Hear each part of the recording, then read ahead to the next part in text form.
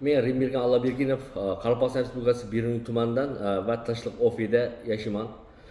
Men tadbirkorchilik faoliyatimni 2024-yildan boshladim. Sababi Qozog'istonda 12 yil bo'yi shu tadbirkorchilik bilan shug'ullanganman. Shu yerda o'rgangan bilimlarimni barini kelib, xudo xolasa shu O'zbekistonda boshladim.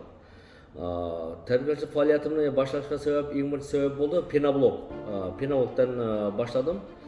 Penaloglar başına azdan başladım. Hazır kunda şu kununa 2300 kununa chiqibdi va aholiga so'rashga katta so'rashga ega bo'libdi aholiga da. Rushtumlarga o'rtalsa sifati juda ham oliy sifatli, sababi chet elda uni quramina qo'shilgan mahsulotlarning barchasini sir san'atini o'rganib kelganman. Shu sababli aholiga az kengdan shu foydali bo'lib turibdi va uy qurganda da juda ham arzon tushadi va ekonomik yetamoni sifatiyag'i qishning kuni issiq bo'ladi, tashqarida sovuq kirgizmaydi, yozgi kuni uydan salqin bo'ladi. Sababi Penoblog utubliniyasi o'zida bo'ladi uning.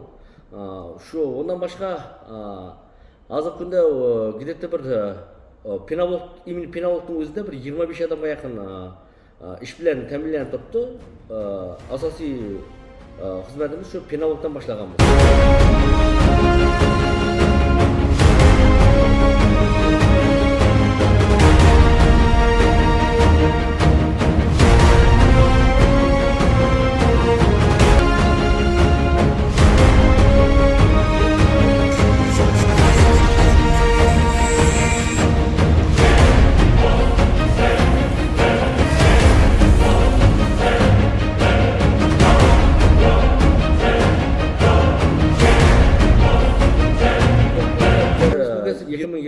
Yıl 2024 yıl ahırı 2025 yıl bizler kazan ısıtqıçlar deymiz-ku o'zbek tilida. Kotel, akıllı kotellarda ishlab chiqarib boshladik.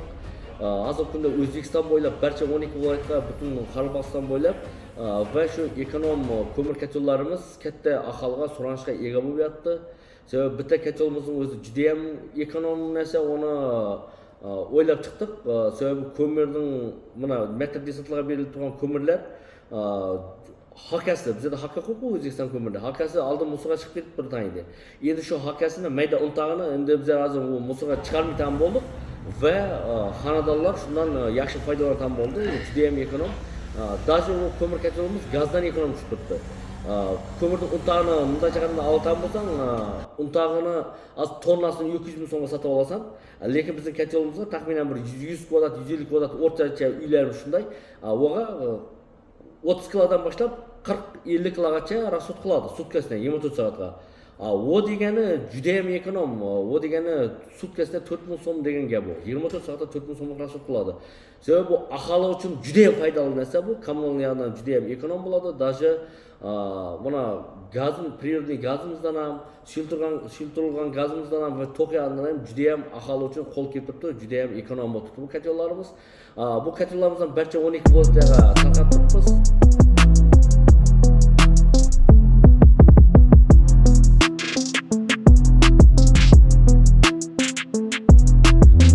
Hozir kunda bizlar yana bizlar qo'shimcha qo'shganmiz tadbirkorchilik faoliyatini aslida o'sha noldan boshlaganmiz. Bizlar boshini Penoblogdan boshlaganmiz va shundan kengayib keldik hozir kunda va Xitoy davlatidan lazerli stanoklarimizni, metal kesishdan lazerli stanoklarimizni olganmiz. Rimbergen deymizmi, mana ag'achlarga gul o'yatadigan nelarda, dizaynlarda taqilgan stanoklar olganmiz. Va undan boshqa gibishniy stanoklarimiz bor. Hozir kunda lazerli stanoklarimizga juda ham talab katta o'tiribdi. Sababi bizlar viloyatlarga zakazlarimizni olib va viloyatlarga xalqimiz tomonidan juda katta aholi, juda katta so'rashlarga ega o'tiribdi bu narsalar.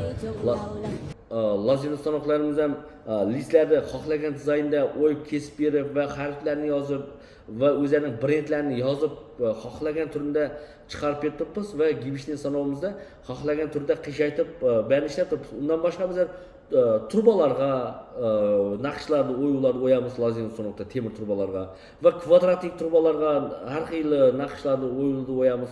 2 santimetrdan 20 santimetr bo'lgan kvadratlik turbalarga va 15 lik turbadan boshlab даже 250 lik turbagacha bizlar har xil dizaynda turbalarga o'yuvlarni o'yib beribmiz hozirgi kunda.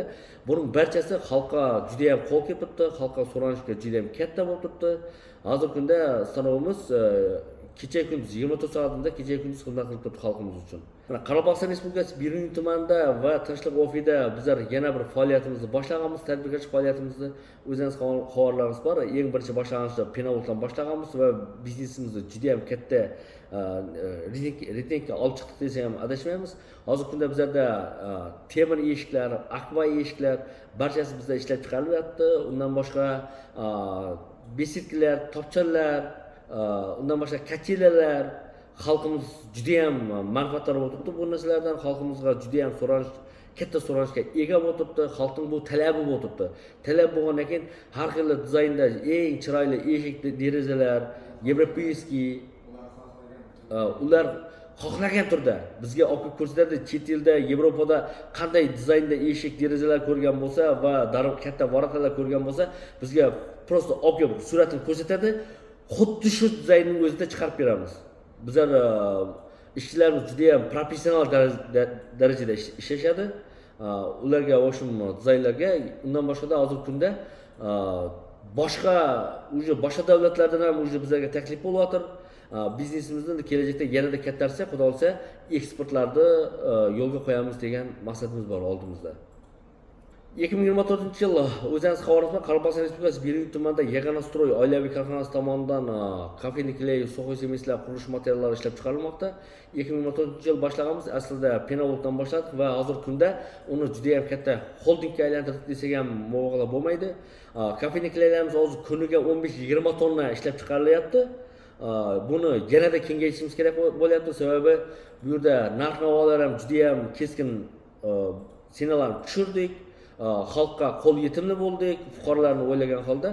Hozir xalqimiz tomonidan shuning o'zida kunna 25-30 tonna chiqarsak ham biz kunna xalqqa yetkazib bilmayapmiz.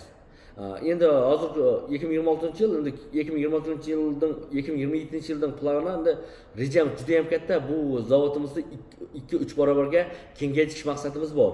Sababi hozirgi kunda 25-30 tonnamizni o'zi xalqimizga yetkiza olmayapmiz. Hozirgi kunda Beruniy tumani va Xorazm 4 yil qala tumanlarga yetkazib berib turibmiz va boshqalarga уже imkoniyatimiz bor imkoniyatimizni yetkazyapmiz. Endi xudo xolasa keyingi yil 2027-yil rejamizga kiritdik.